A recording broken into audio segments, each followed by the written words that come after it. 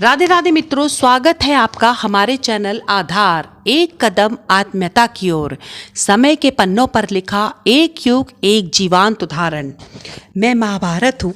मैं यूं ही नहीं बना, मुझे महान बनाया है यदि कृष्ण अपनी महान द्वारिका में है। हस्तिनापुर में यदि न्याय की जीत भी हो चुकी है, युधिष्ठिर युवराज भी घोषित हो गए हैं, परंतु शकुनी, कर्ण, दुर्योधन, दुशासन को इस न्यायिक जीत से जो घाव मिले हैं, वह जो नेत्रहीन टीस मिली है, वो पर्यंत जीवन न भुलाया जाएगा।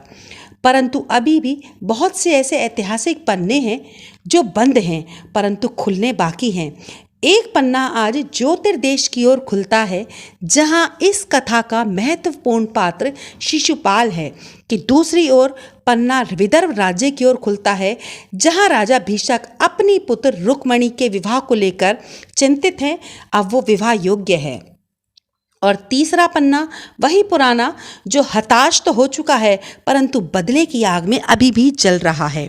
मगध नरेश जरासंध, उनका सोचना है किस प्रकार द्वारिका पर चढ़ाई की जाए, कृष्ण पर चढ़ाई की जाए, उन पर विजय प्राप्त की जाए। कि ज्योति देश के राजा दमघोष से वो साठ घाट करना चाहते हैं, वह उनके चारों पुत्रों का सहयोग ले वो कृष्ण पर विजय प्राप्त करना चाहते हैं। द्वारिका पर चढ़ाई करने का यही अच्छा अवसर होगा। ज्योति देश के राजा दमघोष वासुदेव की ही एक बहन शुतशुवा के पति हैं, जिस नाते वे कृष्ण के बुआ फूफा हुए और उनके पुत्र श्री कृष्ण के भाई। जरासंध अब थोड़ी आगे की सोच रहा है। यदि विदर्भ राज की पुत्री रुक्मणी का विवाह शिशुपाल से संपन्न हो जाता है, तो दूसरी ओर रुक्मणी के भाई रुक्मन जैसे महावीर का भी उन्हें सहयोग प्राप्त होगा और द्वारिका पर चढ़ाई करना और आसान हो जाएगा। ये महाभारत है। ये यूं ही नहीं महान बना, इसे महान बनाया है बड़े बड़े महावीरों ने। आज जरासंध विदर्भ देश की ओर अपनी पहली चाल चल रहे हैं, जहां उनका भव्य स्वागत होता है।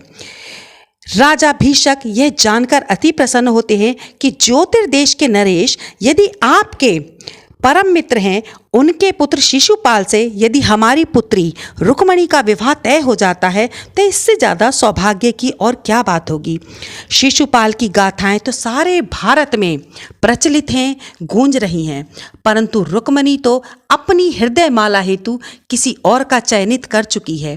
यहाँ विदर्भ नरेश जरासंध शिशुपाल के लिए न्योता भेजते हैं और आग्रह करते हैं कि आप रुक्मणी विवाह में सम्मिलित हों। यह गोपनीय पत्र एकलव्य शिशुपाल के लिए बड़े गोपनीय तरीके से लेकर जाता है। एकलव्य शिशुपाल तक यह गोपनीय पत्र पहुंचा देता है और शिशुपाल रुक्मणी स्वयंवर में हिस्सा लेने के लिए आते हैं। यहाँ भ्राता रुक्मन अपनी बहन रुक्मणी को इस प्रस्ताव के बारे में बता रहे हैं, जिस पर रुक्मणी खुलकर विरोध करती हैं।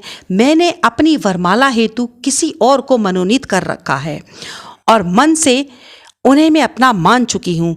वह अपने मन की व्यथा एक कागज पर उतार भेजती हैं अपने प्रिय कृष्ण के पास और पाती बाच रहे हैं मुरारी।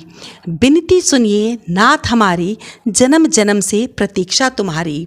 और वासुदेव पुत्र भैया दाऊ को सारी स्थिति से अवगत कराकर निकल पड़ते हैं अपनी रुक्मणी को लेने प्रेम दिशा की ओर। दाऊ भैया कहते हैं कि हमें सेना लेकर चलना चाहिए, परंतु चक्रधारी को सेना की क्या आवश्यकता। और कृष्ण मुस्कुराते हुए चल पड़ते हैं अपनी प्रेम दिशा की ओर। और भैया आप आते रहना, मैं तो चला। यहाँ प्रत्येक क्षण रुक्मणी नकारात्मक सकारात्मक भावों से भाव विभोर हो रही है। उनके आने से पहले शिशुपाल अपनी उपस्थिति दर्ज करा चुके हैं। रुक्मणी पूजा की थाली हाथ में ले मंदिर जा रही है। आज स्वयं वासुदेव पुत्र विदर्भ की धरती पर आ रहे हैं। रुक्मणी श्री गणेश की जननी को प्रणाम करती है, वह माँ से आशीर्वाद मांगती है। वरदे माँ वरदायनी, बनु द्वारिका द्वारकी केशदायनी।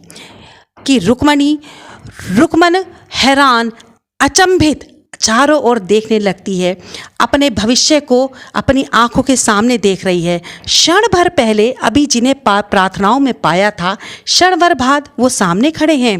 वासुदेव अपनी रुक्मणी के सामने खड़े हैं।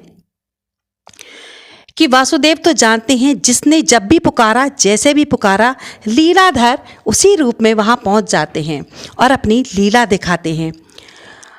बड़ी ही शांति से जो आए थे, परंतु अब सूचना करके जा रहे हैं, अपने शंख की घोषणा करके जा रहे हैं, अपनी उपस्थिति का अवगत करा के जा रहे हैं कि गूंज पहुंचती है महल तक कि वासुदेव कृष्ण यहीं हैं, यहीं कहीं हैं।